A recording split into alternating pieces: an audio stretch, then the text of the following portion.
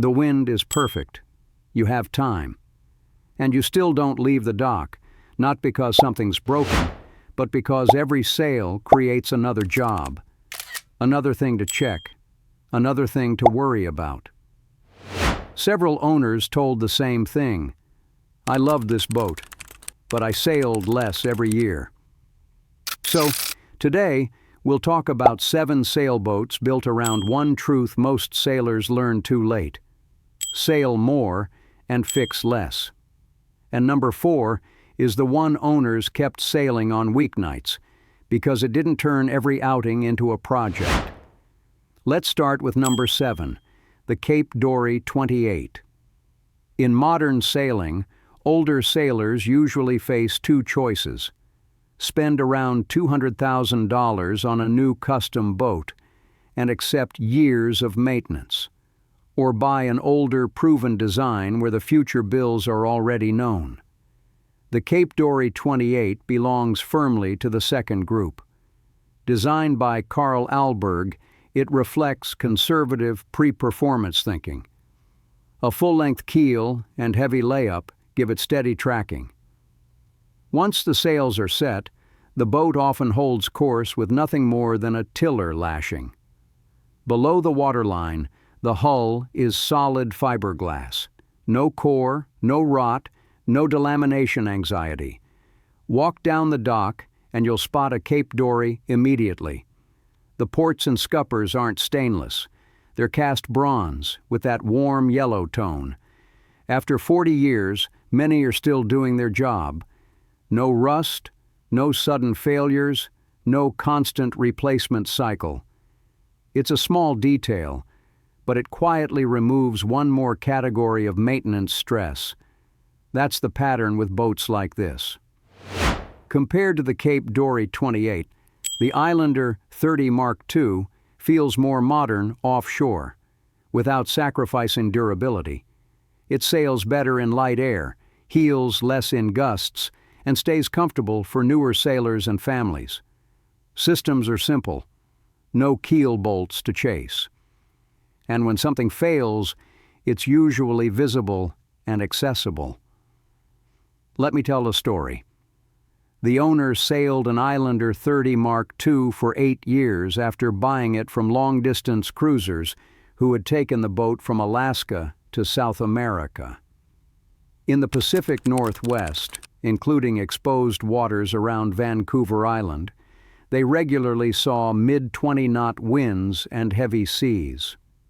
Despite its simple setup by modern standards, minimal tankage, no pressure water, a single battery, the boat handled confidently and never felt unsafe.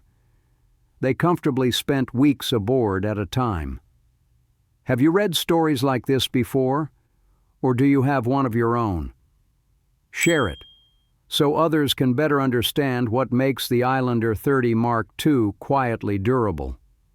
Islander's thick 1970s fiberglass hull and encapsulated lead keel mean fewer hidden failures and fewer reasons not to sail. It's not about sailing harder or farther. It's about choosing a boat that quietly removes reasons not to leave the dock. If sailing is starting to matter more than upgrading, this channel is built for that stage of life. Subscribe, and we'll keep exploring boats that support sailing, not maintenance. By the time most sailors discover what actually wears them down, they've already bought the wrong boat. Not because it's unsafe, but because it asks too much, too often. The Saber 30 Mark I was built around the opposite idea. It was built so the boat does the work, not the sailor.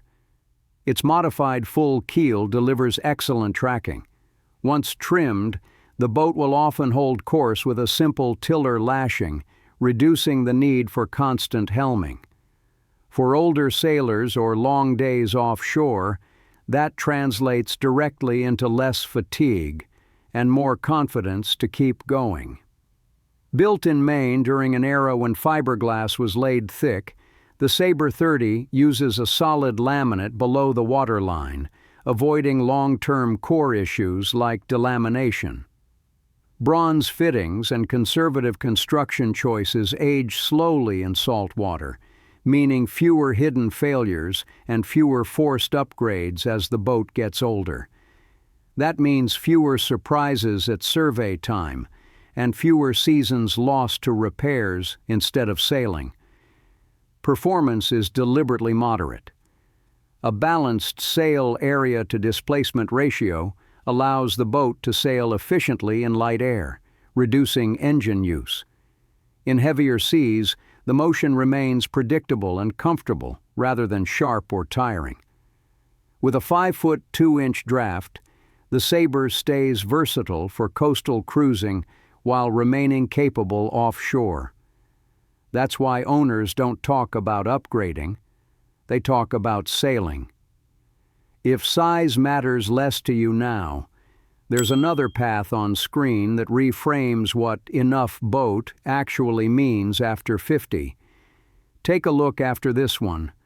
Not every boat in this list slows things down. Some quietly give you more sailing by demanding less time, less setup, and less recovery. So, here, the Niagara 26 is rare because it balances real performance with surprisingly low maintenance. Designed by Hinter Holler, it doesn't chase comfort through weight. Instead, it earns more sailing time by maximizing what little time you have. Unlike heavier boats in this list, the Niagara 26 sails more by moving sooner. Its fin keel and spade rudder minimize wetted surface, making the boat highly responsive and quick to accelerate. If you only have a few hours after work, this is the kind of boat that actually gets you somewhere, instead of motoring back before sunset. Maintenance stays simple. Hinterheller's construction reinforced high-load areas carefully, and many boats have avoided the soft decks common in cheaper builds. Most Niagara 26s use an outboard and a stern well, eliminating shafts, gearboxes, raw water systems, and diesel smells. The Niagara 26 sails like a racer, but it's simple enough that you're not fixing instead of sailing. If you want to sail farther but hesitate because of the problems older boats can bring, the Pacific Seacraft 25 deserves a closer look. It's the smallest boat ever included in Ferenc Mate's World's Best Sailboats list, not because it's clever, but because it's uncompromising. The Pacific Seacraft 25 was built with one priority: eliminate failure. Its solid fiberglass hull is exceptionally thick, removing concerns about rot or core damage.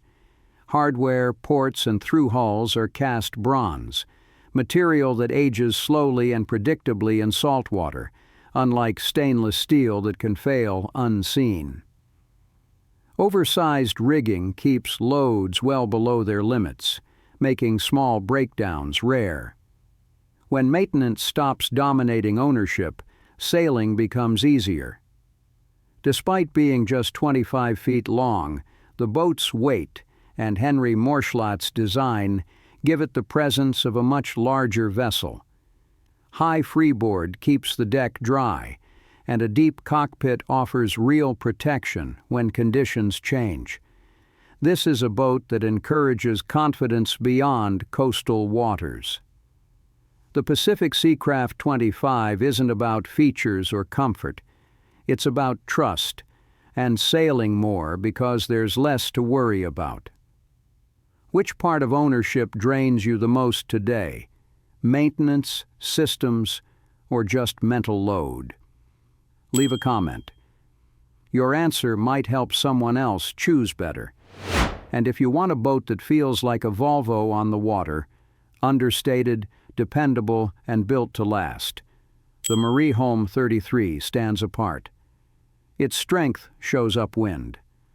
The self-tacking jib turns every tack into a single calm movement of the helm. No winch grinding, no deck drama. For sailors over 50 or sailing short-handed, That alone changes the rhythm of a passage. The deep V hull and long keel keep the boat settled and predictable when conditions turn unfriendly. What long-time owners value most is how little it asks in return. The encapsulated keel means no bolts to inspect, no leaks to chase, and far less structural anxiety. An external rudder and conservative systems reflect classic Swedish thinking. Fewer parts, fewer surprises, fewer weekends lost to repairs. The Marieholm 33 doesn't try to impress with speed or flash.